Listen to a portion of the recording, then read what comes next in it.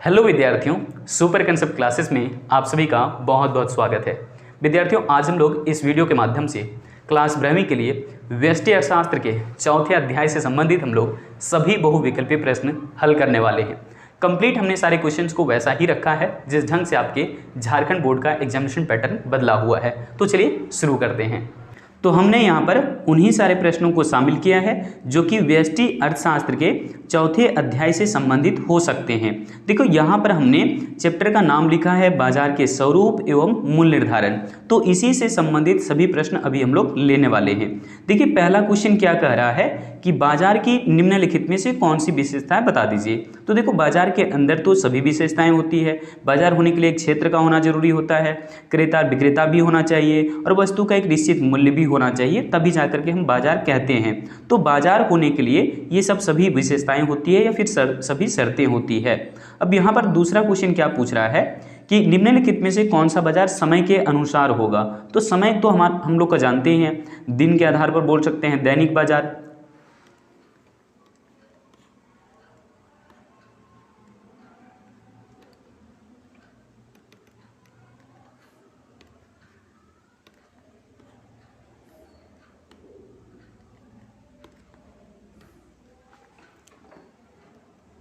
तो यहाँ पर ध्यान दीजिए, हमने यहाँ पर उन्हीं सभी प्रश्नों को शामिल किया है जो कि व्यष्टि अर्थशास्त्र के चौथे अध्याय से संबंधित हो सकते हैं। चैप्टर का नाम है बाजार के स्वरूप एवं मूल्य निर्धारण। तो इसी चैप्टर से संबंधित हम लोग सभी प्रश्नों को अभी देखेंगे। यहाँ पर देखिए, पहला क्वेश्चन क्या कह रहा है कि बाजार की निम्नलिखित में से कौन सी विशेषता होती है। बाजार होने के लिए एक स्थान भी चाहिए, यानी कि एक क्षेत्र का होना जरूरी होता है, क्रेता विक्रेता भी होना चाहिए, वहाँ पर एक निश्चित मूल्य भी होना चाहिए, यानी कि इनमें से सभी हमारा जवाब बिल्कुल सही हो जाएगा। अगला क्वेश्चन ध्यान दीजिए, क्या कह रहा है कि निम्नलिखित में से बाजार का जो है ना समय के आधार पर कौन सा प्रकार होगा, बताइए। तो समय के आधार पर होगा दैनिक बाजार। समय के आधार पर कौन सा बाजार होता है? दैनिक बाजार होता है, ध्यान रखिएगा यहाँ पे। अगला क्वेश्चन क्या कह रहा है कि निम्न में से बाजार का यहाँ पर कौन सा प्रकार है जो कि कार्य के आधार पर होगा। कार्य के आधार पर वर्गीकरण करने के लिए कहता है। तो कार्य के आधार पर तीन ही तरह के बाजार होते हैं। एक होता है मिश्रित बाजार, नमूने का बाजार, एक होता है विशिष्ट बाजार, जहाँ पर एक खास तरह की वस्तु बिकती है ना, उसको विशिष्ट बाजार बोलते हैं। तो ऑप्शन के अकॉर्डिंग तो हमारा जो है दोनों सही है, तो ऑप्शन सी हमारा बिल्कुल सही जवाब हो जाएगा। अगला क्वेश्चन देखिए, यहाँ पर चौथा क्वेश्चन क्या कह रहा है कि निम्नलिखित में से किस वस्तु का स्थानीय बाजार होता है। तो ध्यान रखिएगा, जो जल्दी नष्ट होने वाली वस्तुएं होती है जिसको हम पेरिसेबल गुड्स कहते हैं, ऐसी वस्तुओं का जो बाजार होता है वो दैनिक बाजार होता है। जैसे दूध दही का बाजार, साग सब्जी का बाजार, ये सब जो है ना स्थानीय बाजार होते हैं, यानी कि लोकल मार्केट होता है। ठीक है, चलिए अगला क्वेश्चन पर जाते हैं। अगला क्वेश्चन क्या कह रहा है कि निम्नलिखित में से कौन सी वस्तु अति अल्पकालीन बाजार की वस्तु है। तो अति अल्पकालीन का मतलब होता है दैनिक बाजार, और दैनिक बाजार में वैसी वस्तुओं की खरीद बिक्री की जाती है जो कि जल्दी नष्ट होने वाली वस्तुएं होती है। जैसे कि यहाँ पर मछली का बाजार जो होता है, वो मछली तो तुरंत खराब हो जाएगा, ज्यादा दिन तक आप प्रिजर्व नहीं करके रख सकते। तो मछली का जो बाजार होगा वो यहाँ पर अति अल्पकालीन बाजार होगा, जिसे हम दैनिक बाजार भी कह सकते हैं। फिर यहाँ पर क्या है, सोने चांदी का बाजार होता है। तो सोने चांदी का बाजार होता है, ये कह सकते हैं कैसा, तो ये अंतरराष्ट्रीय बाजार होता है, क्योंकि इसके क्रेता और विक्रेता पूरी दुनिया के अंदर में फैले होते हैं। क्योंकि सोना चांदी एक महंगी वस्तु है और इसके क्रेता विक्रेता पूरी दुनिया के अंदर होते हैं, तो इसलिए कह देंगे अंतरराष्ट्रीय बाजार। अब जो यहाँ पर क्वेश्चन आ रहा है, इधर के क्वेश्चन ज्यादा ही इंपॉर्टेंट है।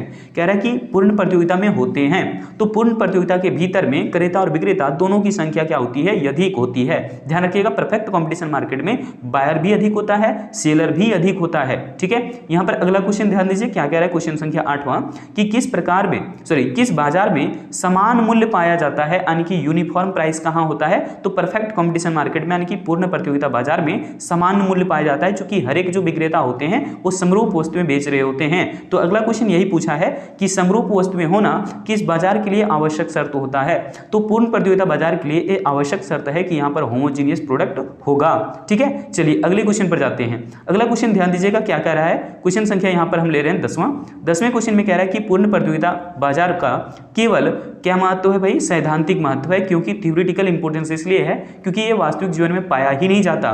तो ध्यान रखिएगा, पूर्ण प्रतियोगिता जो बाजार हम लोग पढ़ रहे हैं, ये कभी भी वास्तविक जीवन में एग्जिस्ट नहीं करता, रियल लाइफ में एग्जिस्ट नहीं करता। इसलिए केवल इसका सैद्धांतिक जो है वो यहाँ पर महत्व होगा, व्यवहारिक कोई महत्व नहीं होगा। ठीक है, अगला क्वेश्चन देखिए, क्वेश्चन संख्या 11 में क्या करा है कि निम्नलिखित में से कौन पूर्ण प्रतियोगिता बाजार की एक विशेषता नहीं है। तो पूर्ण प्रतियोगिता बाजार में हम लोग जानते हैं क्या नहीं होता है, तो भाई यहाँ पर सरकार का हस्तक्षेप तो नहीं होता, वो तो बात सही है। और यहाँ पर क्या कह रहा है, वस्तु बेलोच, बिल्कुल ऑप्शन डी आपका सही जवाब हो जाएगा, क्योंकि यहाँ पर पूर्ण प्रतियोगिता बाजार में कोई भी जो वस्तु के लिए मूल्य तय किया गया है, ठीक है, उद्योग द्वारा, उस कीमत को हम परिवर्तन बिल्कुल ही नहीं कर सकते और उसी कीमत पर हमें अधिक या कम मांग करना होता है, यानी कि मांग कम ज्यादा हो रहा है लेकिन कीमत में कोई परिवर्तन नहीं होगा, यहाँ पर ध्यान रखिएगा। तो इसलिए हम लोग कहेंगे कि यहाँ पर कौन सी विशेषता नहीं है, तो पूर्ण प्रतियोगिता बाजार में होता है यहाँ पर लोचदार पूर्ति, जबकि लिख दिया है क्या है, बेलोचदार लिख दिया है। हम लोग जानते हैं पूर्ण प्रतियोगिता में जो मांग वक्र होता है वो कैसा होता है, पैरेलल टू एक्स एक्सिस। ये देखिए AR वक्र है ना, जिसको हम MR के बराबर कहेंगे, क्योंकि ये परफेक्ट कंपटीशन मार्केट का बनता है जो कि PAR बराबर होते हैं। यहाँ पर हम लोग समझते हैं परफेक्ट कंपटीशन मार्केट के लिए कि MR और AR दोनों क्या होते हैं, बराबर, जो कि प्राइस के बराबर में होते हैं, ठीक है। तो ये पैरेलल टू एक्स एक्सिस जो खींचा गया है ये मांग वक्र ही है, और हम लोग जानते हैं इस तरह के जब मांग वक्र रहता है तो इसकी लोच क्या होती है, तो इनफाइनाइट होती है। ये हम लोग यूनिट 2 में ही पढ़ चुके हैं, ठीक है। चलिए अगले क्वेश्चन पर जाते हैं। अगला क्वेश्चन यहाँ पर क्या कह रहा है, क्वेश्चन संख्या 12 कह रहा है कि मूल्य निर्धारण में किसका महत्व अधिक है। अच्छा, मूल्य को तय करने में सबसे ज्यादा महत्व किसका होता है, तो दोनों का होता है, जितना मांग का भी होता है उतना पूर्ति का भी होता है, यानी कि मांग और पूर्ति जहां पर बराबर होते हैं वहीं पर वस्तु का कीमत तय होता है, ऐसा मार्शल ने ही कहा था। तो दोनों का महत्व समान ढंग से होगा, मांग और पूर्ति का। देखो जेवेंस के अनुसार, जेवेंस एक अर्थशास्त्री हैं, ये हमेशा से कहते थे कि सीमांत उपयोगिता के आधार पर वस्तु का मूल्य तय होना चाहिए। मतलब जेवेंस के अनुसार पूर्ण प्रतियोगिता बाजार में मूल्य निर्धारण करने का तरीका क्या होता है, सीमांत उपयोगिता। जेवेंस के अनुसार ये कहते थे कि जितना हमें किसी वस्तु से सीमांत उपयोगिता प्राप्त होती है उस वस्तु का कीमत उतना ही होना चाहिए, लेकिन ये सही सिद्धांत बिल्कुल भी नहीं होगा, ध्यान रखना, ये सही सिद्धांत नहीं होगा। तो जेवेंस ने जो समझाया था मूल्य को तय करने के लिए वो कौन सा सिद्धांत है, सीमांत उपयोगिता का सिद्धांत, जो कि गलत सिद्ध हो गया था बाद में, ठीक है। रिकार्डो, देखिए रिकार्डो के अनुसार पूर्ण प्रतियोगिता जो मूल्य तय करने के लिए बात करते हैं तो कहते हैं रिकार्डो क्या कि मांग और पूर्ति दोनों बराबर होना चाहिए, वहीं पर किसी वस्तु का कीमत तय होगा। यानी कि रिकार्डो के अनुसार मांग और पूर्ति दोनों क्या होना चाहिए, यहाँ पर दोनों कीमत जो है वो, अच्छा रिकार्डो कह रहे हैं ना, रिकार्डो के अनुसार जो है ना लागत की बात करते थे, ये सॉरी लागत की बात करते थे कि उत्पादन लागत द्वारा जो है कीमत तय होगा, रिकार्डो के अनुसार लागत होगा, ठीक है। चलिए अगले क्वेश्चन पर जाते हैं। यहाँ पर देखो मार्शल आ गया है, ठीक है। अब मार्शल क्या कहते हैं कि मार्शल के अनुसार पूर्ण प्रतियोगिता बाजार में मूल्य तय करने के लिए कौन सा तरीका होता है, तो मार्शल कहते थे कि मांग और पूर्ति दोनों बराबर होना चाहिए। क्या होना चाहिए, मांग और पूर्ति दोनों बराबर होना चाहिए, मार्शल कहते थे, ध्यान रखना, मार्शल कहते थे ऐसा कि मांग और पूर्ति जहां पर दोनों बराबर हो जाएगी वहीं पर जो है पूर्ण प्रतियोगिता के अंदर में वस्तु का कीमत तय हो जाएगा।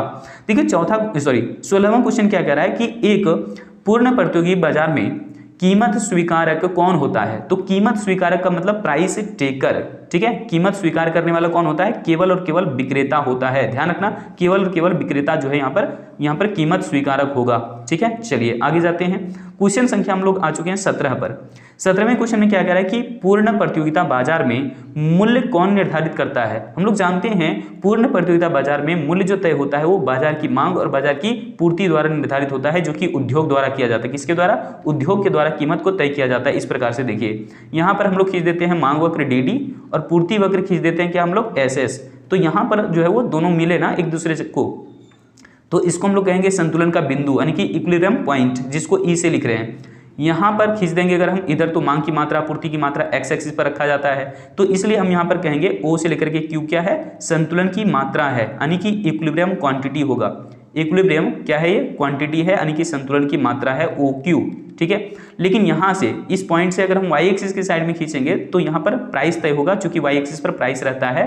तो ये वाला जो है ना OP, ये हो गया इक्विलिब्रियम प्राइस। क्या हो गया ये, इक्विलिब्रियम प्राइस, यानी कि संतुलन का मूल्य, ध्यान रखिएगा, ये क्वेश्चन पूछा जाएगा आपसे, बहुत इंपॉर्टेंट है। चलिए आगे जाते हैं।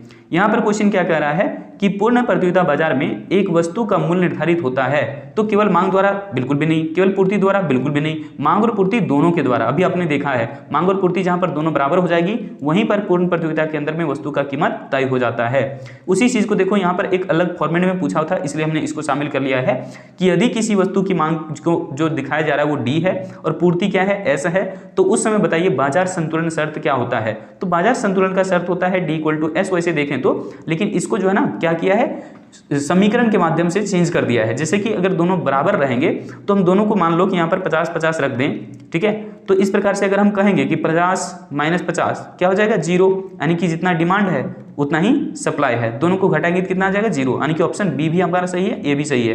देखो अनुपात यहाँ पर किया गया है, भाग किया गया, यानी कि डिमांड बटे सप्लाई। तो यहाँ पर देखो हमने डिमांड जितना करना है उतना ही सप्लाई कर दी है, मतलब 50 मान लो ये भी है डिमांड और 50 जो है सप्लाई भी है, तो दोनों जो है डिमांड एंड सप्लाई, चूंकि रेशियो यहाँ पर क्या आ जाएगा 1 आ जाएगा। मतलब कि यहाँ पर हम समझ सकते हैं हमारा ऑप्शन पहला भी सही है, दूसरा भी और तीसरा भी, तो इनमें से सभी हो जाएगा। यहाँ पर कट लेना थोड़ा सा, इनमें से सभी हो जाएगा, सभी, ठीक है, सभी जवाब आपका सही हो जाएगा बिल्कुल। चलिए अगले क्वेश्चन पर जाते हैं।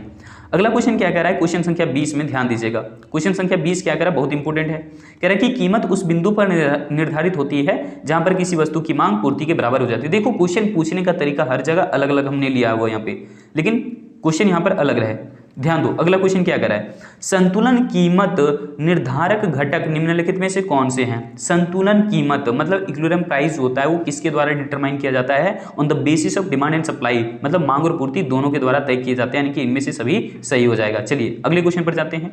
यहाँ पर देखो क्वेश्चन संख्या 22 में क्या कर रहा है, बहुत इंपॉर्टेंट है, इसको स्क्रीनशॉट कर लेना। कह रहा है कि किस बाजार में AR वक्र एक्स अक्ष के समांतर होता है। तो हम लोग जानते हैं, अभी जस्ट मैंने कुछ देर पहले ही खींचा था, पूर्ण प्रतियोगिता बाजार में जो AR वक्र होता है वो एक्स अक्ष के समांतर होता है, और इसी AR वक्र को हम MR वक्र भी बोलते हैं परफेक्ट कंपटीशन मार्केट में। ध्यान रखना, पूर्ण प्रतियोगिता बाजार में AR और MR दोनों क्या होते हैं, बराबर होते हैं, और AR वक्र कैसा होता है, तो एक्स अक्ष के समांतर होता है। ये देखो एक्स अक्ष हमारा ये है और उसी के पैरेलल में ये AR वक्र है, और AR वक्र ही क्या कहलाता है, मांग वक्र। ध्यान रखिएगा, AR वक्र को क्या कहते हैं, मांग वक्र। और पूर्ण प्रतियोगिता बाजार में जो बाजार यहाँ पर AR वक्र होता है वो एक्स अक्ष के समांतर हो जाता है। चलिए अगले क्वेश्चन पर जाते हैं। क्वेश्चन संख्या देखिए 23वां नंबर में क्या कह रहा है कि पूर्ण प्रतियोगिता बाजार में सीमांत आय वक्र का आकार कैसा होता है। अभी जैसे मैंने कहा था सीमांत आय वक्र मतलब MR वक्र, तो MR वक्र भी कैसा होता है, पैरेलल टू एक्स एक्सिस। यही जो है वो किसके बराबर है, AR वक्र के बराबर है। मैंने बार बार समझाया आपको। तो ये कैसा होता है, क्षैतिज होता है, एक्स अक्ष के समांतर एक क्षैतिज रेखा बनती है, ठीक है, सीमांत आगम वक्र, ध्यान रखना। अगला क्वेश्चन क्या कह रहा है, क्वेश्चन संख्या 24 देखिए। 24वें नंबर में कह रहा है कि अल्पकाल में पूर्ण प्रतियोगिता बाजार में एक फर्म को प्राप्त हो सकती है। देखिए जहां पर अल्पकाल में कहेगा, चाहे तो कोई भी मार्केट होगा, कोई भी मार्केट, वो हानि भी प्राप्त करेगा अल्पकाल में, ठीक है, हानि भी हो सकता है कि प्रोडक्ट नहीं बिका ज़्यादा, ऐसा भी हो सकता है कि सामान्य लाभ प्राप्त करे केवल, और ऐसा भी हो सकता है कि असामान्य लाभ प्राप्त करे। तो इनमें से सभी हमारा जवाब सही हो जाएगा, किसके लिए, अल्पकाल में। ध्यान रखना, अल्पकाल में पूर्ण प्रतियोगिता बाजार में क्या हो सकता है, फर्म को हानि भी हो सकता है, यानी कि जहां पर उसको प्राइस कम मिलेगा, एवरेज कॉस्ट ज़्यादा रहेगा, तो ऐसी स्थिति में उसको हानि हो रहा है। सामान्य लाभ की स्थिति में क्या होता है, प्राइस इक्वल टू AC हो जाएगा, प्राइस और एवरेज कॉस्ट दोनों बराबर हैं, मतलब सामान्य लाभ है, बहुत ज़्यादा लाभ नहीं कमा रहा है, जितना में बना रहा है उतना ही में बेच भी दे रहा है उसको, ठीक है। चलिए यहाँ पर देखते हैं असामान्य लाभ में क्या होगा, असामान्य मतलब बहुत ज़्यादा लाभ, मतलब प्राइस ज़्यादा मिल रहा है एवरेज कॉस्ट के कंपेयर में, तो असामान्य लाभ। तो इनमें से सभी होता है अल्पकाल की स्थिति में, ध्यान रखिएगा, बहुत इंपॉर्टेंट क्वेश्चन है, स्क्रीनशॉट कर लेना। चलिए आगे जाते हैं। दीर्घकाल में कैसी स्थिति प्राप्त होगा। अगर दीर्घकाल में हम देखें तो पूर्ण प्रतियोगिता बाजार जो होता है, आप जानते ही हैं इसकी विशेषता क्या होती है कि यहाँ पर क्रेता और विक्रेता की संख्या अधिक होती है। अपने इकोनॉमिक्स प्राइम यूट्यूब चैनल पर जो है अगर वीडियो नहीं देखा है तो जाकर के देख लेना। पूर्ण प्रतियोगिता के ऊपर जो है हमने कंप्लीट वीडियो तैयार कर दिया है, जाकर के मार्केट का ही जो है कंप्लीट वीडियो आपको मिल जाएगा, ठीक है। यहाँ पर देखो कह रहे हैं कि दीर्घकाल में यानी कि लॉन्ग रन में परफेक्ट कंपटीशन मार्केट जो होता है उसका फर्म किस प्रकार का लाभ प्राप्त करता है। तो किस प्रकार का लाभ मिलेगा उसको, दीर्घकाल में सिर्फ और सिर्फ सामान्य लाभ मिलेगा, मतलब कि यहाँ पर प्राइस जो है उतना ही प्राप्त होगा जितना कि एवरेज कॉस्ट आया होगा, ठीक है। तो इसको हम लोग कहते हैं सामान्य लाभ, जो कि पूर्ण प्रतियोगिता बाजार में एक फर्म को दीर्घकाल में ऐसी स्थिति प्राप्त होती है। और अल्पकाल में पूछेगा तो सभी स्थितियां प्राप्त होती है, हानि भी, अधिक लाभ भी और सामान्य लाभ भी, ठीक है। अल्पकाल में सब होगा लेकिन दीर्घकाल में केवल ऑप्शन सी आपका सही जवाब है। चलिए आगे जाते हैं। यहाँ पर देखो क्वेश्चन संख्या आपका 26 क्या कह रहा है, ये तो एकाधिकार की बात हो गई। इस क्वेश्चन को कई बार पूछा गया है कि एकाधिकार के अंतर्गत विक्रेताओं की संख्या कितनी होती है। विक्रेता कितने होते हैं, केवल और केवल सिंगल होता है यहाँ पर, क्योंकि हम लोग यहाँ पर एकाधिकार को अंग्रेजी में क्या कहते हैं, मोनोपोली। और मोनो का अर्थ क्या होता है, मोनो का अर्थ होता है सिंगल, मोनो का अर्थ क्या होता है सिंगल, और पॉली का अर्थ क्या होता है सेलर, मतलब सिंगल सेलर। विक्रेता कितना है, केवल एक होता है, ध्यान रखिएगा। 27 नंबर क्वेश्चन क्या कह रहा है कि निम्नलिखित में से एकाधिकार बाजार की विशेषता क्या है। तो हम यहाँ जानते हैं एक विक्रेता होता है और अधिक क्रेता होता है। यहाँ पर वस्तु विभेद की नीति नहीं अपनाई जाती, ध्यान रखिएगा, यहाँ वस्तु विभेद नहीं होता बल्कि मूल्य विभेद की नीति अपनाई जाती है। तो केवल ऑप्शन ए आपका सही हो जाएगा, ठीक है। यहाँ पर ध्यान रखना, वस्तु विभेद नहीं अपनाया जाता बल्कि एकाधिकार में मूल्य विभेद की नीति अपनाई जाती है। आगे देखिए क्वेश्चन संख्या यहाँ पर 28 है। 28वें नंबर में क्या कह रहा है, कह रहा है कि नए फर्मों के प्रवेश पर प्रतिबंध निम्न में से किस बाजार की विशेषता है। भैया नया फर्म में घुसने नहीं देता है कौन, एकाधिकार, तभी तो एकाधिकार बना रहेगा। नए फर्मों की एंट्री पर पूर्णतः जो है रिस्ट्रिक्शंस लगा दिए जाते हैं यहाँ पर। अगला क्वेश्चन क्या है कि एकाधिकार में एक फर्म का मूल्य पर क्या होता है, पूर्ण नियंत्रण हो जाता है, क्योंकि ये अकेला जो है विक्रेता है, अपने हिसाब से कीमत को तय कर लेगा। ठीक है, तो पूरा नियंत्रण रखता है वस्तु की कीमत पर, ध्यान रखिएगा। लेकिन ऐसा परफेक्ट कंपटीशन में नहीं होता, केवल एकाधिकार में ही ऐसा होता है। आगे देखो यहाँ पर कह रहे हैं क्वेश्चन संख्या 30 में क्या, कीमत विभेद, बहुत इंपॉर्टेंट बात है, बहुत इंपॉर्टेंट क्वेश्चन है। कीमत विभेद किस बाजार की प्रमुख विशेषता है, तो ये एकाधिकार बाजार की प्रमुख विशेषता होगी। किसका, एकाधिकार बाजार की प्रमुख विशेषता होगी। अगला क्वेश्चन देखिए, एकाधिकार के अंतर्गत मांग वक्र होती है, तो ध्यान से देखिएगा, क्वेश्चन बहुत ज्यादा इंपॉर्टेंट है, ध्यान से। यहाँ पर देखो वाई एक्सिस हमने खींच दिया जिस पर प्राइस दिखाया जाएगा, एक्स एक्सिस हमने खींच दिया जिस पर आउटपुट दिखाया जाएगा। तो यहाँ पर हमने लिख दिया क्वांटिटी आउटपुट मान लो, और इधर हम क्या लिखेंगे, हम इधर वाई एक्सिस पर लिखेंगे price, average revenue, average cost, marginal revenue, marginal cost, जितना कुछ आप लिखेंगे सब उधर होगा, सिर्फ आउटपुट किधर होगा, एक्स एक्सिस की साइड में होगा। तो यहाँ पर मान लो हम केवल पी लिख देते हैं और एवरेज रेवेन्यू लिख देते हैं और मार्जिनल रेवेन्यू लिख देते हैं। ठीक है, क्योंकि इन्हीं को दिखाना अभी हमें। देखो यहाँ पर जो एमआर वक्र होता है मोनोपोली मार्केट का, वो ए वाला हो गया, यानी कि ओरिजिन के जस्ट बाद होता है एमआर, और यहाँ पर थोड़ा सा फैला रहता है एआर, ये होता है मोनोपोली मार्केट का। तो यहाँ पर बताइए, जो पूछ रहा है कि एकाधिकार के अंतर्गत मांग वक्र की रेखा होती है, मांग वक्र की रेखा कौन होती है, एआर वक्र ही मांग की रेखा कहलाती है, ध्यान रखना। इसी को कहते हैं डिमांड कर्व। एआर वक्र क्या है, डिमांड कर्व है, ध्यान रखना। मांग वक्र कौन सा है, एआर वक्र है, डिमांड कर्व को कहते हैं मांग वक्र। चलिए ऑप्शन हो जाएगा सी। अगला क्वेश्चन ध्यान दीजिए, क्वेश्चन संख्या यहाँ पर 32 में क्या कह रहा है कि असामान्य लाभ किस बाजार में पाई जाती है। असामान्य मतलब एबनॉर्मल प्रॉफिट, बहुत ज्यादा प्रॉफिट कहाँ पर कमाई करने का मौका है, एकाधिकार बाजार में। ठीक है, और ऐसा इसको जो है ना अल्पकाल में भी मिल सकता है और दीर्घकाल में भी, ध्यान रखना। दीर्घकाल में असामान्य लाभ कमा लेगा कौन, एकाधिकार, और अल्पकाल में भी ऐसा हो सकता है कि स्थिति उसको बने कि यहाँ पर प्राइस उसको ज़्यादा मिले और उसके तुलना में एवरेज कॉस्ट कम आए इसका। ठीक है, तो एकाधिकार बाजार में ऐसा दीर्घकाल में भी होता है और अल्पकाल में भी होता है, दोनों स्थिति में। यहाँ पर देखो क्वेश्चन संख्या 33 में क्या कह रहा है कि निम्नलिखित में से एकाधिकार के दोष हैं। एकाधिकार होने से क्या होता है ना, उपभोक्ताओं का शोषण बढ़ जाता है, क्योंकि एकाधिकार अपनी वस्तु का कीमत सामान्यतः अन्य बाजारों की तुलना में ज्यादा तय कर देता है। इसमें राजनीतिक भ्रष्टाचार भी होते हैं, तकनीकी विकास में बाधा होती है। इनमें से सभी आपका जवाब बिल्कुल सही हो जाएगा। चलिए अगले क्वेश्चन पर जाते हैं। ये क्वेश्चन देखिए बहुत इंपॉर्टेंट है, क्वेश्चन संख्या 34 जो है बहुत इंपॉर्टेंट है। क्वेश्चन क्या कह रहा है कि ध्यान से सुनिए, एकाधिकार के अंतर्गत कीमत यानी कि पी और सीमांत लागत के बीच का संबंध क्या होता है। तो देखिए यहाँ पर जो मार्जिनल कॉस्ट होता है ना, वो यहाँ पर सामान्यतः कम आएगा और उसकी तुलना में प्राइस ज़्यादा ही तय कर दिए जाते हैं। तो यहाँ पर आप कह सकते हैं ऑप्शन कौन सा सही हो जाएगा। यहाँ पर तो दिखने में लग रहा है इनमें से सभी भाई, चूंकि शून्य से अधिक बिल्कुल प्राइस ज़्यादा होता है, बिल्कुल हाँ, इनमें से सभी हो जाएगा बिल्कुल सही, क्योंकि सामान्यतः स्थिति ये बनता है और इक्वेशन के थ्रू चेंज किया है सारे इक्वेशन। आगे चलते हैं, क्वेश्चन संख्या 35 देखिए। 35वें नंबर में क्या कह रहा है, 35वें नंबर में कह रहा है कि किस बाजार में एकाधिकार और तथा पूर्ण प्रतियोगिता दोनों का अंश पाया जाता है। तो देखो एकाधिकार और पूर्ण प्रतियोगिता जहां दोनों मिलते हैं ना, या फिर दोनों के बीच का जो स्थिति बनता है उसको हम लोग एकाधिकारी बाजार कहते हैं। इसे हम एकाधिकारात्मक भी कह लेते हैं। ठीक है, देखो एकाधिकार और पूर्ण प्रतियोगिता दोनों जो है ना मिल करके बने हैं क्या, एकाधिकारी बाजार यानी कि मोनोपोलिस्टिक मार्केट। अगला क्वेश्चन ध्यान दीजिए, क्वेश्चन संख्या 36 क्या कह रहा है, कह रहा है क्वेश्चन में क्या कि निम्नलिखित में से कौन सा एकाधिकारी बाजार की विशेषता है। तो एकाधिकारी का मतलब क्या होता है, एकाधिकारी बाजार मतलब यहाँ पर होगा वस्तु विभेद की नीति। ये तो सही बात है, क्योंकि वस्तुएं यहाँ पर अलग अलग तरह की होती है। जैसे साबुन में देख लो, लक्स का भी साबुन आता है, तो डव का भी साबुन आता है ना, पियर्स का भी साबुन आता है। सब तो साबुन ही है, लेकिन ब्रांड के नाम, कलर, उसका जो है वो साइज, शेप सब कुछ अलग अलग है।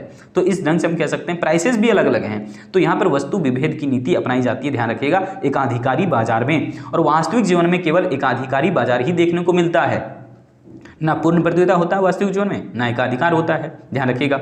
अच्छा हाँ, एक चीज़ और कि एक विक्रेता ऐसा होता है क्या, बिल्कुल भी नहीं। फर्मों के प्रवेश छोड़ने की स्वतंत्रता, ये तो है। ऑप्शन आपका सी भी सही है, बी भी सही है, लेकिन इनमें से सभी दिया है। ये गलत है ऑप्शन, पहला वाला गलत है ऑप्शन। यहाँ पर होगा क्रेता विक्रेता दोनों की संख्या अधिक होती है। क्रेता और विक्रेता दोनों क्या होते हैं यहाँ पर, अधिक होती है, ध्यान रखिएगा। क्रेता और विक्रेता क्या होते हैं, ये अधिक होते हैं। कहाँ पर, मोनोपोलिस्टिक मार्केट में, मोनोपोली में नहीं कर रहे हैं, मोनोपोलिस्टिक में क्रेता और विक्रेता दोनों अधिक होते हैं। वस्तु विभेद होता है, फर्मों के प्रवेश और छोड़ने की स्वतंत्रता होती है। तो इनमें से सभी आपका जवाब सही हो जाएगा। चलिए आगे बढ़ते हैं।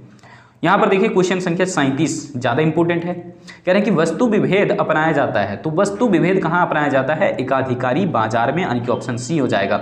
और मोनोपोली में कैसा होता है, मोनोपोली में होता है यूनिक प्रोडक्ट, मोनोपोली में होता है यूनिक प्रोडक्ट, या फिर नो क्लोज सब्स्टिट्यूट आप बोल सकते हैं।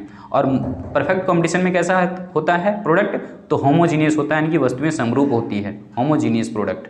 ठीक है, ध्यान रखिएगा इन चीज़ों को। चलिए आगे जाते हैं। विक्रय लागतें होती है। देखो विक्रय लागतें का मतलब सेलिंग कॉस्ट, मतलब प्रचार प्रसार या विज्ञापन पर किए गए खर्च को हम लोग क्या कहते हैं, विक्रय लागत कहते हैं। तो ऑप्शन बी आपका सही है। और साधनों के उत्पादन के साधनों पर खर्च जो होता है ना, इसको हम लोग लागत कहते हैं, केवल लागत। ये जो है ना विक्रय लागत नहीं है, विक्रय लागत है विज्ञापन पर खर्च जो होता है वही होता है विक्रय लागतें, यानी कि सेलिंग कॉस्ट। मतलब सेल अपना बढ़ाने के लिए कॉस्ट जो है वो लगाना पड़ता है एडवर्टाइजमेंट वगैरह पर। तो एडवर्टाइजमेंट या फिर विज्ञापन पर किए गए खर्च को हम विक्रय लागत कहेंगे। और ऐसा दिया था चैम्बरलिन ने। किसने दिया था, चैम्बरलिन ने दिया था। चैम्बरलिन एक अर्थशास्त्री हैं जिनका जिक्र आगे हो सकता है आ जाए। चलिए आगे बढ़ते हैं हम लोग। यहाँ पे क्वेश्चन संख्या देख लीजिए, यहाँ पर क्या कह रहा है 39 में, अल्पकाल में एकाधिकारी को प्राप्त हो सकता है। देखो अल्पकाल में मैंने कहा कोई भी बाजार रहेगा उसको हानि भी हो सकता है और सामान्य लाभ भी हो सकता है और सामान्य लाभ भी हो सकता है। तो इनमें से सभी आपका जवाब बिल्कुल सही हो जाएगा। अल्पकाल में कोई भी फर्म रहेगा उसको तीनों स्थितियां मिलेगी। लेकिन यहाँ पर देखो क्वेश्चन संख्या 40 बहुत इंपॉर्टेंट क्वेश्चन है, बहुत इंपॉर्टेंट क्वेश्चन है, ध्यान रखिएगा। कह रहा है कि बाजार मूल्य किस बाजार में पाया जाता है, अल्पकालीन बाजार में होता है। ऐसा अल्पकाल में ही बाजार मूल्य तय किए जाते हैं। चूंकि एक अर्थशास्त्री का नाम आप ध्यान रख लीजिए, इसको याद रखने के लिए हम केवल ऐसा कह रहे हैं कि J.M. किन्स जो है ना एक अर्थशास्त्री थे और उन्होंने क्या कहा था कि दीर्घकाल, इतना दीर्घकाल होता है ना कि हम सब मर जाते हैं, तो अल्पकाल के बारे में सोचो, अल्पकाल के बारे में। तो इसका मतलब बाजार मूल्य जो पाया जाता है वो केवल और केवल अल्पकाल में ही पाया जाता है, इस बात को ध्यान रखिएगा। और जेम किन्स कौन है, जेम किन्स जो है फादर ऑफ इकोनॉमिक्स हैं, sorry father of macro economics हैं, फादर ऑफ मैक्रो इकोनॉमिक्स यानी कि समष्टि अर्थशास्त्र के जनक। ध्यान रख लीजिएगा, लिख नहीं पाएंगे पूरा। देखो हम क्वेश्चन संख्या आपका कौन सा है 41 में क्या कह रहा है कि दीर्घकाल में एकाधिकारी को प्राप्त होता है। दीर्घकाल में कह रहा है और एकाधिकारी बाजार है तो इसको सिर्फ और सिर्फ पूर्ण प्रतियोगिता की तरह ही सिर्फ सामान्य लाभ प्राप्त होगा दीर्घकाल में। असामान्य लाभ दीर्घकाल में सिर्फ एक ही फर्म को मिलता है, वो है किसको, तो वो है पूर्ण एकाधिकार बाजार को। ठीक है, एकाधिकार बाजार को ही केवल दीर्घकाल में असामान्य लाभ मिलते हैं। बाकी कोई भी बाजार यहाँ पर पूर्ण प्रतियोगिता की बात हो या एकाधिकारी की बात हो, उसको सिर्फ और सिर्फ सामान्य लाभ ही मिल सकते हैं। अगला क्वेश्चन देखिए, क्वेश्चन संख्या यहाँ पर जो है वो 42 में क्या कह रहा है, 42 में कह रहा है कि एकाधिकारी संतुलन की स्थिति में होता है। एकाधिकारी संतुलन की स्थिति में तब होगा जब उसका औसत आगम सीमांत आगम के बराबर हो, यानी कि MR जो होता है वो MC के बराबर होगा। ऐसी स्थिति में ही एकाधिकारी संतुलन की स्थिति में होता है। अगले क्वेश्चन पर देखिए, अगला क्वेश्चन क्या कह रहा है, बहुत इंपॉर्टेंट है। कह रहा है कि मूल्य ना तो केवल मांग द्वारा निर्धारित होता है और ना ही केवल पूर्ति द्वारा, बल्कि मांग और पूर्ति दोनों की सापेक्षिक शक्तियों द्वारा जो है वो मूल्य निर्धारित होता है। यह कथन किसकी है, तो ऐसा स्टेटमेंट दिया था किसने, तो अल्फ्रेड मार्शल ने। कब दिया था, 1890 वाली बुक याद होगा। 1890 में इन्होंने अपना किताब लिखा था प्रिंसिपल्स ऑफ इकोनॉमिक्स, और उन्होंने समझाया, मार्शल ने कहा कि ना ही मूल्य मांग द्वारा तय होगा और ना ही पूर्ति द्वारा, बल्कि दोनों की सापेक्षिक शक्तियों के द्वारा ही मांग की जो मूल्य है वो तय किया जाता है। मतलब कि यहाँ पर डिमांड और सप्लाई जब दोनों बराबर हो जाएंगे तभी किसी वस्तु का मूल्य तय होता है, अन्यथा नहीं तय होगा। तो ऐसा जो है वो मार्शल ने कहा था। अगला क्वेश्चन ध्यान दीजिए, बहुत अच्छा क्वेश्चन है और ऐसे क्वेश्चन जो है ना 3 नंबर में आजकल डालने लगे हैं 3 नंबर में। सोचो तो यहाँ पर देखो क्वेश्चन संख्या 44 में क्या करा है कि एक वस्तु की मांग और पूर्ति वक्र क्रमशः जो है दिया हुआ है, यानी कि ये जो इक्वेशन दिया हुआ है ना, ये मांग वक्र है, घबराना मत। देखो बहुत आसान क्वेश्चन है और ये क्या है, पूर्ति वक्र है। तो यहाँ पर दोनों का इक्वेशन दे दिया। अब कह रहा है कि साम्य कीमत क्या होगा। साम्य कीमत का मतलब इक्विलिब्रियम प्राइस, यानी कि संतुलन का मूल्य। तो इसके लिए हम लोग जानते हैं कि संतुलन मूल्य कहाँ पर होगा, जहाँ पर डिमांड सप्लाई के बराबर हो। तो डिमांड का इक्वेशन ये वाला दिया हुआ है, तो आप लिख दो 10 माइनस कितना लिखोगे 2p बराबर क्या हो जाएगा 5 + 3p। देखो यहाँ पर 5 लिखो प्लस में क्या 3p, यानी कि डिमांड का इक्वेशन लिख दिए, सप्लाई का इक्वेशन लिख दिए, दोनों को बराबर कर दिया मैंने। अब देखो 10 जो है डिजिट वाला एक साथ में कर लो, जैसे 10 है यहाँ पर 5 है, 5 को इधर ले आओ तो माइनस में हो जाएगा। लेकिन यहाँ पर देखो 3 है, 3 ले लो, और ये जो p लगा हुआ है इसमें भी p लगा हुआ है, तो दोनों को एक साथ में कर देते हैं। इधर देखो तो यहाँ पर माइनस में था p, यहाँ पर आ जाएगा प्लस में 2p, हो गया। माइनस में 2p था, इधर चला गया तो प्लस में 2p हो जाएगा। तो अब देखिए कितना हो जाएगा, यहाँ पर घटाएंगे तो 5 बचेगा, यहाँ पर जोड़ेंगे ये दोनों को तो यहाँ पर 5 बचेगा, मतलब 5p होगा। तो यहाँ पर आप जान सकते हैं चूंकि ये 5 गुना में है, इसके साथ जाएगा भागा में हो जाएगा, मतलब p बराबर हम लिख सकते हैं 5/5, यानी कि 5/5 का मतलब कितना है 1, मतलब कि p इक्वल टू कितना आ गया 1 आ गया। देखिए 1 हमारा जवाब बिल्कुल सही है। अगर इसी में कह देता है क्वांटिटी डिमांड आप निकालिए कितना होगा, मांग की मात्रा कितनी होगी, तो केवल मांग की मात्रा ये जो है ना इक्वेशन, इसी में p का वैल्यू पुट कर देना होता है। जैसे कि देखो यहाँ पर लिख देते हैं कि इक्वल टू कितना दिया है 10 - 2p, तो यहाँ पर क्या करना होता है 10 - 2 इंटू क्या करना है, देखो p मतलब 1, तो यहाँ पर कितना हो गया, देखो 10 में से यहाँ पर ये गुना कर लो, तो यहाँ पर आपका जो है ना 10 - 2 आ जाएगा, तो 10 में से 2 घटाएंगे तो कितना बचेगा आपका 8, ठीक है। अगर क्वांटिटी डिमांड पूछता तो 8 आ जाता, यानी कि ठीक है। मूल्य पूछा है इसका मतलब कितना आएगा 1 आएगा, जो कि मैंने कैलकुलेट कर दिया है। चलिए आगे जाते हैं। अगला क्वेश्चन संख्या 45 में क्या करा है, 45 में क्या रहा है कि किसी वस्तु की मांग जो है D है, पूर्ति S है, तो आधिक्य की स्थिति कब होगी। आधिक्य की स्थिति तभी बनती है जब मांग अधिक है पूर्ति की तुलना में। तो ऐसा जो है ऑप्शन आपका वैसे तो यहाँ पर क्या हो जाएगा भाई, यहाँ पर डिमांड ये ग्रेटर देन का यहाँ पर सिंबल लगना चाहिए था, है ना, तब सभी सही हो जाता। हाँ सब सही है, मतलब कि यहाँ पर देखो हम लोग एक रेखा खींचते हैं, ठीक है। ये हमारा मांग की रेखा DD, इसको क्या कहते हैं DD मांग की रेखा ऋणात्मक ढाल वाला होता है। इधर चूंकि हम लोग प्राइस लिखते हैं ना y एक्सिस पर, और यहाँ पर x एक्सिस पर लिखते हैं क्या क्वांटिटी, मतलब मांग की मात्रा पूर्ति की मात्रा सब किधर है x एक्सिस पर है। अब पूर्ति की रेखा खींचते हम लोग, देखो पॉजिटिव स्लोप वाला, तो देखा क्या हुआ, मांग और पूर्ति दोनों एक दूसरे को कहीं ना कहीं क्रॉस किया, तो यहाँ से यहाँ तक यानी कि O से लेकर के Q तक संतुलन की मात्रा है, मैंने पहले भी बताया, और यहाँ से इधर O से लेकर के P तक संतुलन मूल्य है, और E फॉर इक्विलिब्रियम पॉइंट, और इसी पॉइंट पर क्या हुआ है डिमांड इक्वल्स टू सप्लाई। लेकिन कभी तो डिमांड ज़्यादा हुआ होगा, तो देखो यहाँ पर इस लेवल पर देखो, यहाँ पर हम अलग से जो है कलर यूज कर लेते हैं। देखो हमने इस लेवल पर देखना है, अब इस लेवल पर नहीं, इस लेवल पर देखना है, इस स्तर पर देखना है। तो यहाँ पर देखो संतुलन वाला सप्लाई वाला लाइन था ये, जो यहाँ से इधर है। अब इसी से देखो सप्लाई वाले से हम नीचे खींचते हैं, तो सप्लाई पता चल रहा है कि मात्र यहाँ से यहाँ तक है, लेकिन डिमांड वाले देखो उसी प्राइस पर, तो डिमांड जो है वो इधर नजर आ रहा है, मतलब ये सप्लाई वाला लाइन है, ठीक है। आप कर दो S1, यहाँ पर देखो डिमांड वाला लाइन है, तो आप मान लो D1, मतलब डिमांड इधर ज़्यादा है, देखो डिमांड यहाँ तक है, सप्लाई मात्र यहीं है, मतलब कि इधर कह सकते हैं डिमांड ज़्यादा है सप्लाई कम है, ठीक है। ऊपर वाली स्थिति में जाओगे तो यहाँ पर देखो सप्लाई वाला लाइन है, तो सप्लाई देखो इधर आ रहा है, जबकि ओरिजिन यहाँ पर है, तो इधर से जितना दूर भागेगा मतलब सप्लाई इधर दूर जा रहा है, और इधर देखो डिमांड कम है। तो इस स्थिति में कहते हैं ऊपर वाली स्थिति, सीधा ध्यान रख लो, ऊपर वाली जो गैप बच रही है यहाँ पर क्या है सप्लाई ज़्यादा है, तो अधिक की पूर्ति ये वाला बता रहा है ऊपर वाला, और ये जो है अधिक की मांग की स्थिति बता रहा है, मतलब मांग की स्थिति कहाँ है नीचे, अधिक की मांग नीचे और अधिक की पूर्ति ऊपर। चलिए क्लियर हो गया होगा, मैंने आपको समझा दिया अच्छे से। चलिए आगे बढ़ते हैं। अब हम लोग यहाँ पर देखिए क्वेश्चन संख्या आपका आ रहा है 46, और इस क्वेश्चन में क्या बोला है कि बाजार में पूर्ति आधिक्य की स्थिति उत्पन्न होती है जब, अभी मैंने समझाया आपको कि जब है ना मांग की तुलना में पूर्ति अधिक होगी, मांग की तुलना में पूर्ति अधिक होगी, ऐसी स्थिति में हम पूर्ति आधिक्य की स्थिति देखते हैं। मांग की रेखा हमने कहा DD खींच लो, पूर्ति की रेखा मैंने कहा SS खींच दो, तो ये जो गैप बच रहा है इन दोनों के बीच का, तो देखो सप्लाई ज़्यादा है डिमांड इधर कम है, तो इस स्थिति में हम कहेंगे ऊपर वाली जो स्थिति बन रही है यही है एक्सेस सप्लाई की स्थिति, यानी कि आधिक्य पूर्ति की स्थिति। उम्मीद है समझ आ गया होगा। यहाँ पर देखो अगला क्वेश्चन क्या कह रहा है कि मांग आधिक्य की स्थिति में जो साम्य कीमत होगा, जो इक्विलिब्रियम प्राइस होगा वो क्या होगा।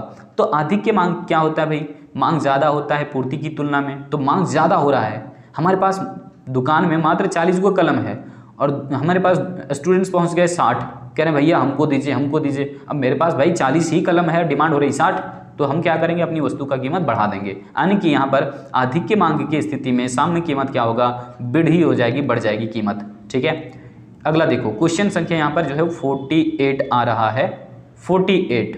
और 48 में क्या कर रहा है कि जब किसी, है ना, जब किसी वस्तु की मांग तथा पूर्ति में समान दर से वृद्धि होती है, यानी कि मांग और पूर्ति दोनों क्या हो रहे हैं, समान दर से बढ़ रही है। क्वेश्चन पर ध्यान दीजिएगा, क्वेश्चन पूछेगा ये पक्का है। ठीक है, तो यहाँ पर कह रहा है कि दोनों में समान दर से वृद्धि होती है, संतुलन कीमत में क्या होगा।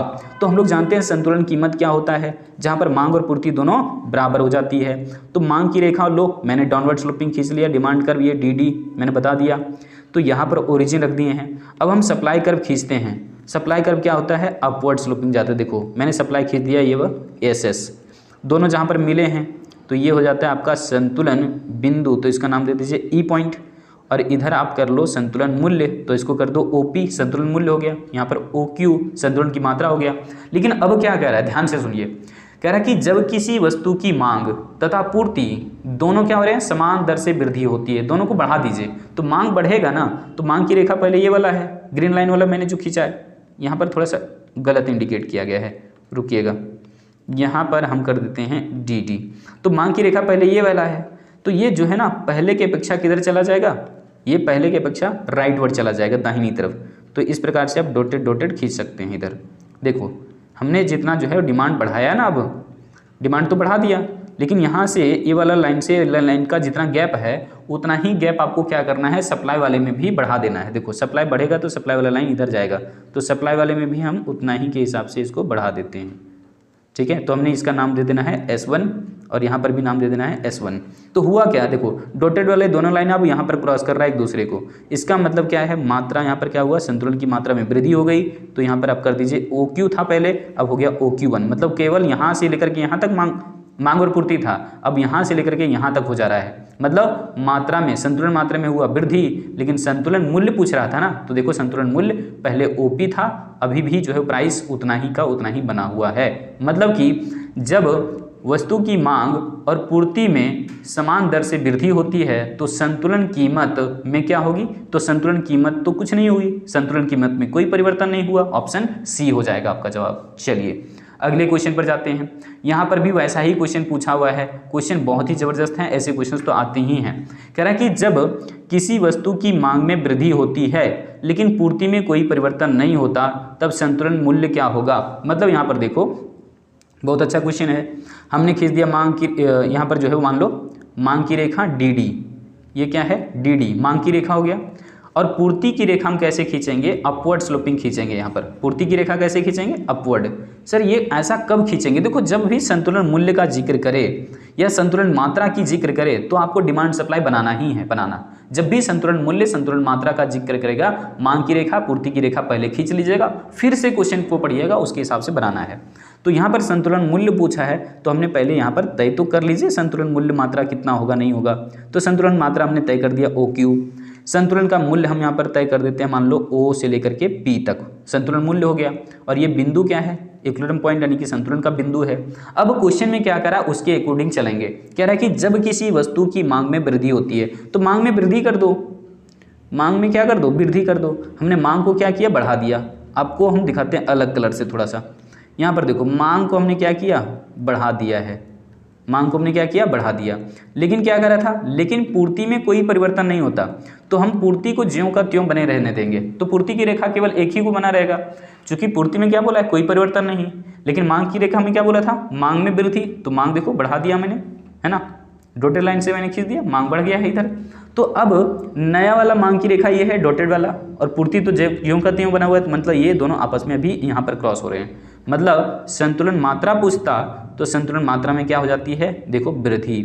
लेकिन पूछा क्या है, संतुलन मूल्य पूछा है, संतुलन कीमत पूछा है। तो देखो संतुलन कीमत इधर खींचेंगे तो पता चल रहा है कि पहले कीमत ये वाला था ग्रीन वाला, अब देखो ब्लू वाला ऊपर चला गया, यानी कि तो प्राइस क्या हुआ है, बढ़ गया है। तो संतुलन मूल्य में क्या होती है, वृद्धि होती है। बहुत बेधड़क क्वेश्चन है ये सब। आगे जाइए, क्वेश्चन संख्या 50 में क्या कह रहा है। क्वेश्चन संख्या 50 में कह रहा है कि जब किसी वस्तु की मांग में कमी होती है, मांग में अब क्या बोल रहा है, कमी होती है, लेकिन पूर्ति में कोई परिवर्तन नहीं होता तो संतुलन कीमत क्या होगा। फिर से संतुलन कीमत पूछ रहा है तो फिर से ध्यान दो एक बार। फिर से ध्यान दो, बहुत अच्छा क्वेश्चन है। यहाँ पर हमने क्या करना है, पहले मांग की रेखा खींचो, ये वाला डी मैंने खींच दिया मांग की रेखा, इसका नाम भी दे दो डी। पूर्ति की रेखा कैसी होती है, अपवर्ड स्लोपिंग वाली होती है, तो आप एस कर लो, क्लियर है। अब यहाँ पर दोनों पॉइंट मिले हैं तो आप इसको कर दो क्या, पॉइंट ई। यहाँ पर क्या हो जाएगा आपका संतुलन की मात्रा Q, और यहाँ पर क्या हो जाएगा संतुलन का मूल्य हो जाएगा OP, क्लियर है। और इस पॉइंट पर डिमांड एंड सप्लाई दोनों बराबर हुए हैं, आप चाहें तो लिख भी सकते हैं, ठीक है। लेकिन ध्यान दीजिए क्वेश्चन में कह क्या रहा है, क्वेश्चन के हिसाब से चलना आपको। तो क्वेश्चन में बोला कि जब किसी वस्तु की मांग में कमी, मांग में क्या हो जाए कमी, तो मांग को पहले मांग की रेखा ये था, मांग में कमी बोला तो मांग की रेखा देखो इधर आ जाएगा, समझ पाए। मतलब मांग क्या हुआ यहाँ पर घट गया। लेकिन पूर्ति में कुछ बोल रहा था क्या, बोल रहे पूर्ति में कोई परिवर्तन नहीं। अच्छा, पूर्ति को तो स्थिर रखेंगे, देखो पूर्ति की रेखा जैसे कि तैसे पड़ा हुआ है, लेकिन मांग की रेखा ये वाला था पहले, अब नया वाला मांग की रेखा बन गया है D1, और यहाँ पर भी डाल दीजिए D1। तो अब देखो क्या हुआ, ये जो डॉटेड वाला लाइन आ रहा है ये ग्रीन वाले लाइन को यानी कि पूर्ति वाले रेखा को कहाँ पर काट रहा है, इस वाले पॉइंट पर। तो इसलिए कहेंगे हम लोग क्या, अब संतुलन मात्रा पूछता तो देखो मात्रा में क्या हुआ, संतुलन मात्रा में हो गया कमी। लेकिन संतुलन मूल्य पूछ रहा है तो संतुलन मूल्य में भी देखो कमी, मतलब कि यहाँ पर आप समझ गए होंगे। तो इस ढंग से आपको काम करने हैं। आप इसका पॉइंट जो है वो पॉइंट नाम दे सकते हैं ई डैश, चूंकि ई यहाँ पर नाम था, ई डैश यहाँ पर। अब देखो यहाँ पर क्या हुआ, मूल्य घटा, तो संतुलन मूल्य में कैसा हुआ, संतुलन मूल्य में कमी होती है। चलिए आगे जाते हैं, बहुत बेहतरीन क्वेश्चन फिर से आया। देखो क्वेश्चन संख्या यहाँ पर 51 में क्या बोला है कि अल्पकाल में एक पूर्ण प्रतियोगी फर्म हानि प्राप्त करने के बावजूद भी जो है उत्पादन जारी रखती है जब तक कि उसकी कीमत क्या हो, औसत परिवर्तनशील लागत से अधिक होगी या फिर उसके बराबर होगी। बेचारे का कम से कम वेरिएबल कॉस्ट भी औसत जो है ना परिवर्तनशील लागत भी नहीं निकलेगा, तो फिर उत्पादन कैसे जारी रख सकता है बेचारा। कम से कम तो वेरिएबल कॉस्ट आ जाना चाहिए उस बेचारे का, समझ पा रहे हो। तो अल्पकाल में एवरेज वेरिएबल कॉस्ट या उससे अधिक होगा, तभी एक पूर्ण प्रतियोगिता फर्म जो है वो ना अपना क्या करेगा, मार्केट को जारी रखेगा, अपने उत्पादन को बेचने की कोशिश में लगा रहेगा।